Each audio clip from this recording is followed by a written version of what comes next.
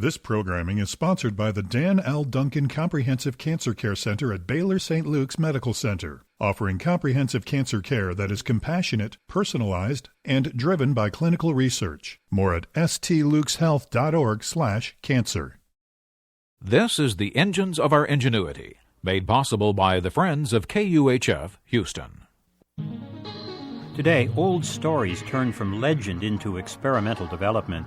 The University of Houston's College of Engineering presents this series about the machines that make our civilization run and the people whose ingenuity created them. Daedalus, says the 3,400-year-old legend, fashioned wings of feathers and wax so he and his son Icarus could fly from prison on Crete to safety in Sicily. When Icarus flew too near the sun, the wax melted and he fell to his death.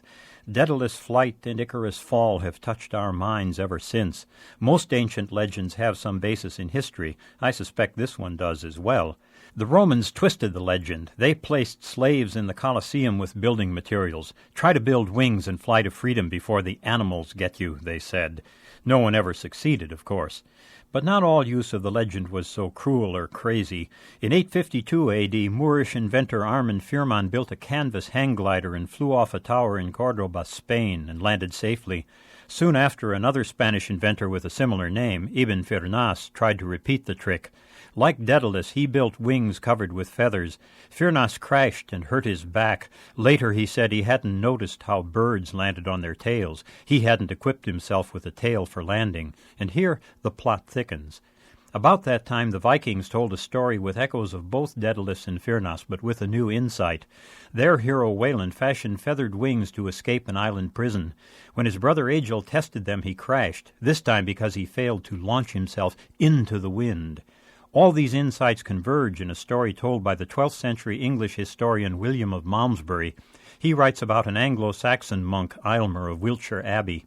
Aylmer was a man learned for those times, and in his youth had hazarded a deed of remarkable boldness. He had by some means, I scarcely know what, fastened wings to his hands and feet so that, mistaking fable for truth, he might fly like Daedalus, and, collecting the breeze on the summit of a tower, he flew for more than the distance of a furlong.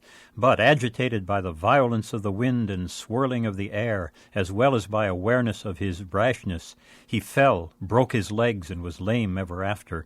He himself used to say that the cause of his failure was forgetting to put a tail on the back part.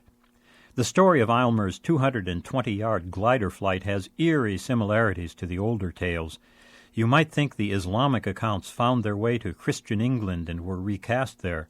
However, like each of the older stories, Aylmer adds one more valuable bit of knowledge. If Firnas failed because he hadn't given himself a tail to land on, Aylmer crashed because his glider didn't have a tail to provide lateral stability. So the legend gained flesh and blood as experience accumulated. Finally, the Wright brothers added their chapter.